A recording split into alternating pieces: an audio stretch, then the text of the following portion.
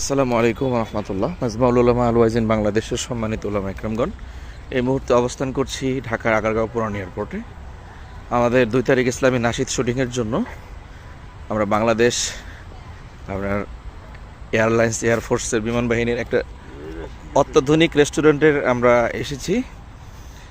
আমরা চাচ্ছিলাম যে আমি সম্মানিত স্যারের সাথে কথা বলতেছিলাম এই যে এখানে রেস্টুরেন্ট আছে, রাতের বা বিকেলের ডিনার বা দুপুরের লাঞ্চ আমরা খুব সুন্দরভাবে করতে পারবো বিমান রেস্টুরেন্টে। তো আমি ওই ব্যাপারে কথা বলার জন্য এখানে এসেছি।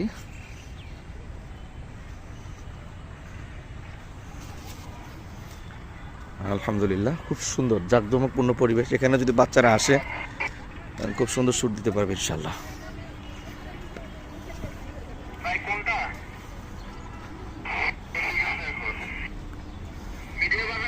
বিমান রেস্টুরেন্টে উঠছি।